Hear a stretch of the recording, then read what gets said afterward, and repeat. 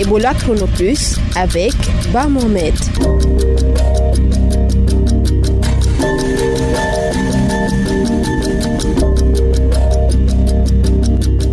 Merci de votre fidélité à votre émission de santé Ebola Chrono Plus. Au sommaire de cette édition, les agents de santé de Fria initient à la reconnaissance des cas suspects des maladies à potentiel épidémique dans le virus Ebola.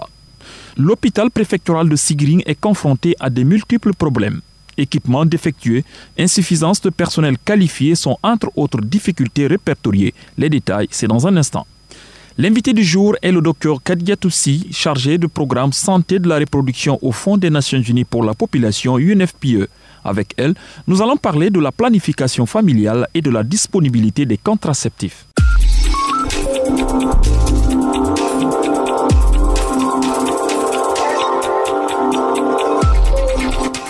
Bonjour à tous. Afria, un atelier de formation des agents de santé sur le triage ou le dépistage, est lancé depuis mardi 8 mars. Pendant 3 jours, les participants seront initiés entre autres à la reconnaissance d'un cas suspect d'Ebola. Il est organisé par l'OMS, l'Organisation mondiale de la santé, en collaboration avec la direction préfectorale de la santé. Mohamed Bangoura.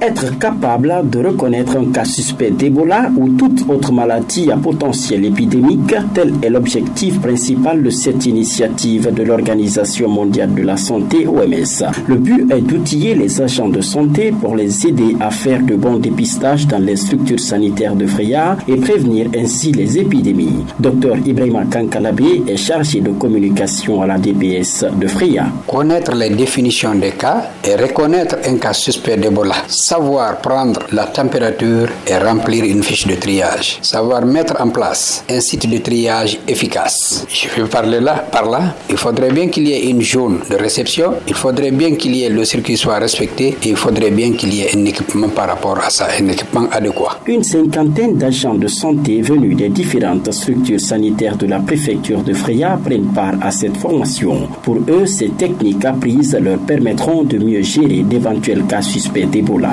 Dr Mamadama Tamsir Kamala est l'une des participantes. Le triage posait beaucoup de problèmes et dans le futur, peut-être, on pouvait faire quelque chose quand on a une telle épidémie dans notre pays. Au sortir de cette session de 3 jours, les participants devraient aussi connaître les différents types d'équipements de protection individuelle et maîtriser leur utilisation afin d'éviter de se contaminer. Mohamed Bangoura, Ebola Chrono Plus, Fria.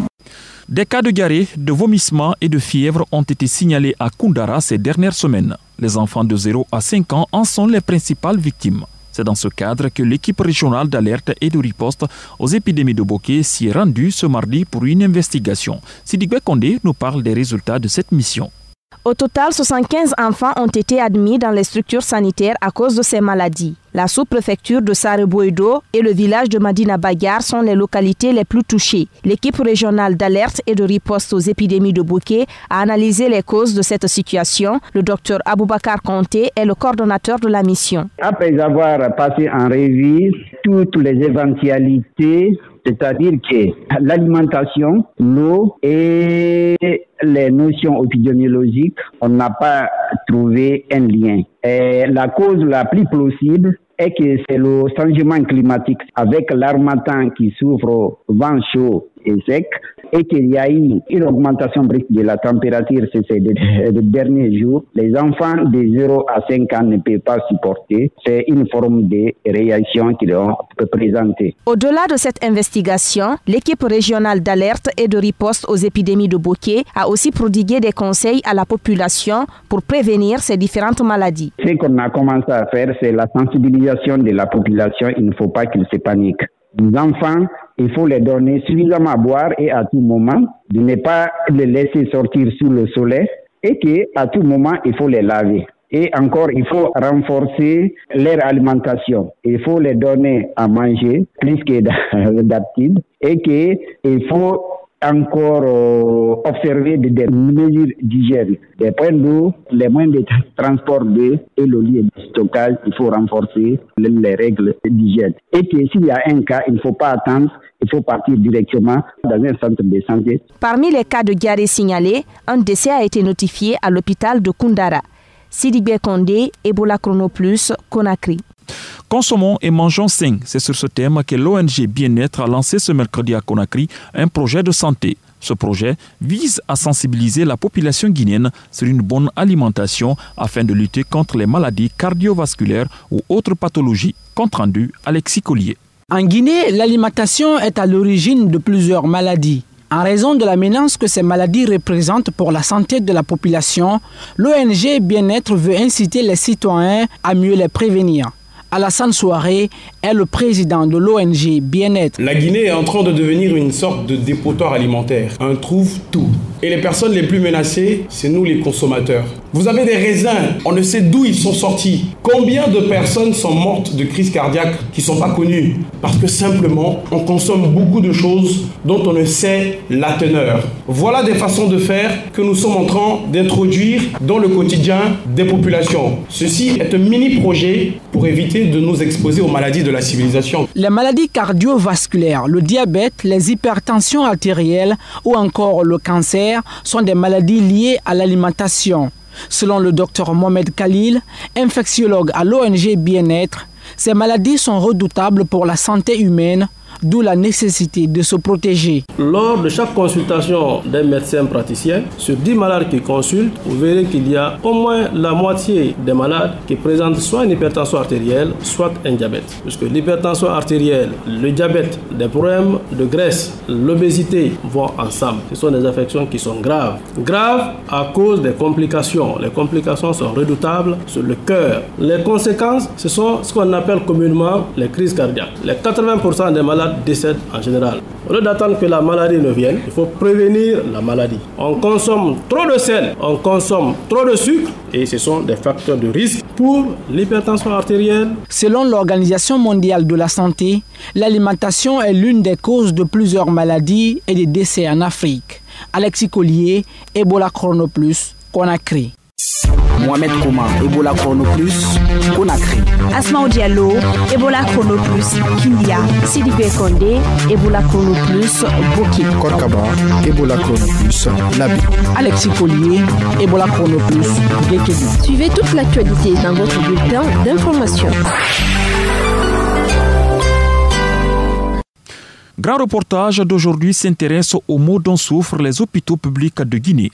À Sigiri, cela fait un siècle cette année depuis que l'hôpital préfectoral a ouvert ses portes.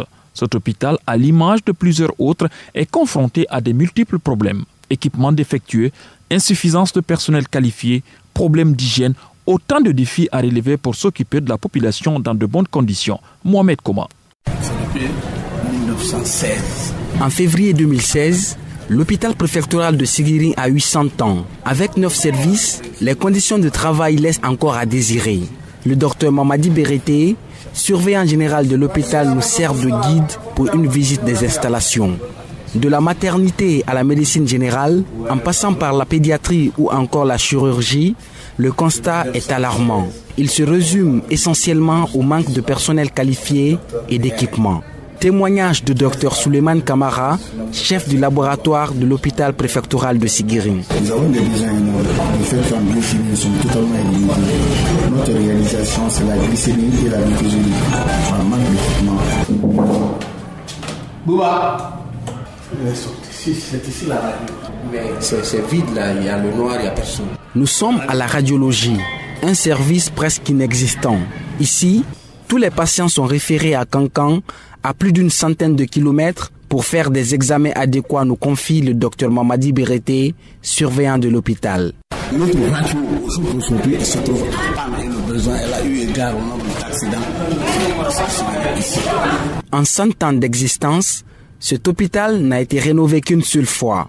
C'était il y a 16 ans. Elle est avec son mari ici. D'accord, il n'y a pas de problème. Consultation. J'avais limité à 30, mais je suis obligé de continuer. Le service de la maternité est l'un des plus fréquentés. Ici, c'est l'affluence. Mais il n'y a qu'un seul médecin titulaire. Le reste du personnel n'est composé que de stagiaires, et ce, depuis plus de 8 ans. Le docteur Paul Kalignou, chef de ce service, est submergé. Imaginez-vous qu'une femme qui est en campagne, qui arrive ici très saignante, il n'y a pas de véhicule pour l'évacuer et on n'a pas de donneur de sang. Combien de femmes vous consultez ici par jour? À moins de 40. Nous sommes submergés parce que le service est très fréquenté. À l'hôpital préfectoral, il y a aussi un problème de gestion des ordures ménagères. Là encore, l'hôpital a des difficultés pour évacuer les ordures afin de rendre l'environnement propre. La production des déchets est énorme. L'évacuation pose des problèmes. Nous avons une seule moto, Katakataline. Cette moto, elle est vieille. Et si la moto tombe en panne un jour, l'accumulation est très mauvaise. En attendant une solution qui viendra peut-être un jour, personnel de santé et patients prennent leur mal en patience. Mohamed Kouma, Ebola Chrono Plus, Seguiring. Pour toutes vos questions sur Ebola ou la santé, appelez-nous au 624 19 78 64. Pause musicale avec le chanteur guinéen Lelano André Flamy. Il nous chante Santé maternelle. Écoutez, on se retrouve juste après. En donnant la vie, je veux aussi rester en vie. Chaque heure qui passe, chaque minute qui passe, des femmes, des enfants meurent à l'accouchement. Chaque 2 minutes, une femme meurt à l'accouchement. Non, j'ai dit non. Aucune femme ne doit mourir. En donnant la vie, en donnant la vie. Polybius n'est pas bien pendant la grossesse. L'hypertension n'est pas bien pendant la grossesse. L'hépatite n'est pas bien pendant la grossesse. L'anémie, le VIH, SIDA ne sont pas bien pendant la grossesse. L'excision aussi cause des complications à l'accouchement. Je pleure pour ma maman, je pleure, aïe aïe.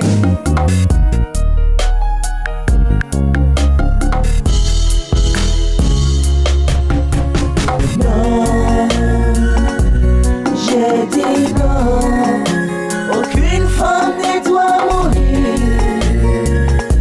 En donnant la vie, en donnant la vie, pendant la grossesse.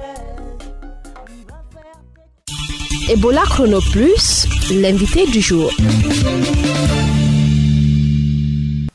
La planification familiale peut prévenir les grossesses et les naissances trop rapprochées.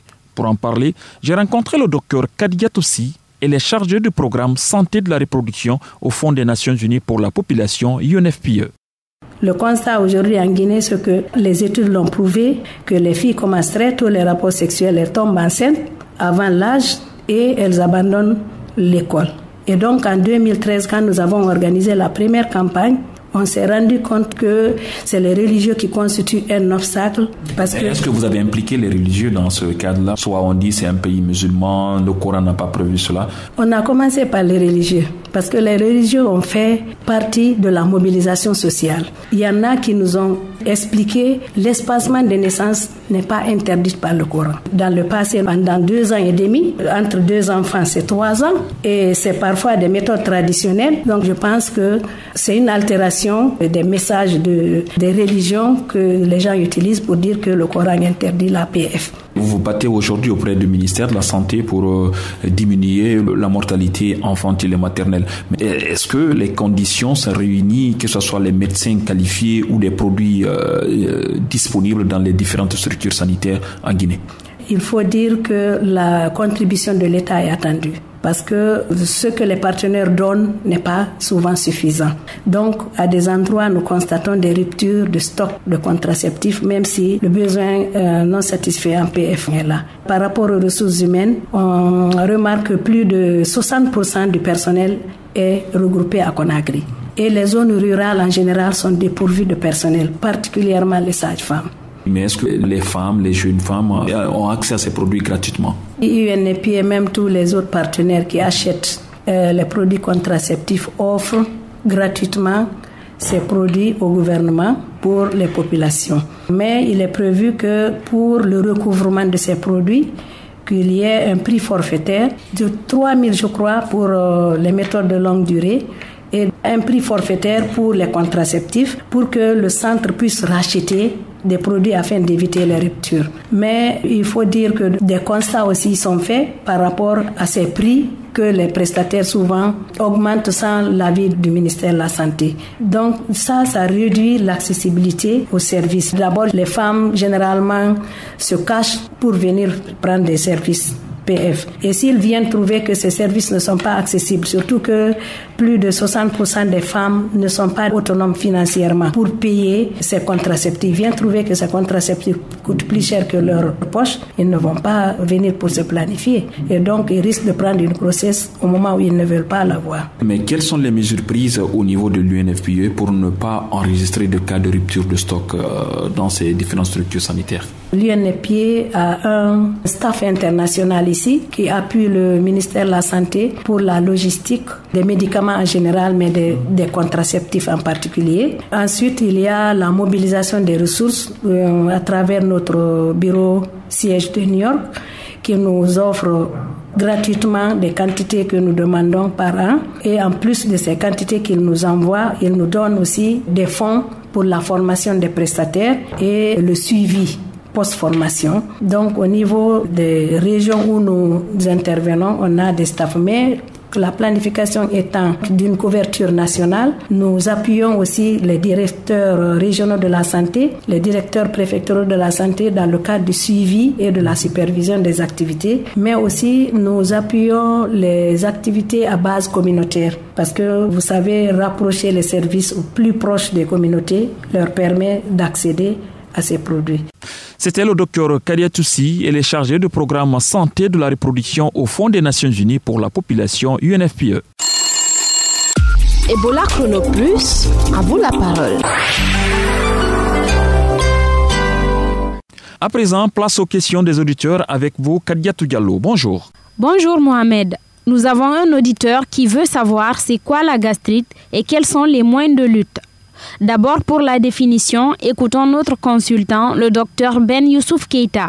La gastrite, d'abord, ça signifie inflammation au niveau du gaster. It, ça signifie inflammation. Ça signifie qu'il y a une petite plaie au niveau de la muqueuse de l'estomac. C'est ce qu'on appelle gastrite. Il y a plusieurs manières d'avoir la gastrite. La première des choses, c'est que quand vous abusez des épices, telles que le piment, vous avez toutes les chances à la longue d'avoir une gastrite. Parce que ça chauffe. La même que ça chauffe votre bouche, ça peut provoquer des lésions au niveau de la muqueuse de l'estomac. Quand vous consommez des produits à base d'acide acétylsalicylique, qu'on appelle couramment aspirine, quand vous en abusez, vous pouvez avoir de la gastrite. Quand vous consommez beaucoup d'alcool et vous ne vous nourrissez pas, l'alcool ça brûle. Quand vous restez longtemps sans manger, si vous prenez seulement le petit déjeuner, vous restez longtemps, sauf le soir. Vous n'avez pas pris votre déjeuner, vous avez toutes les chances aussi à la longue de faire la gastrite.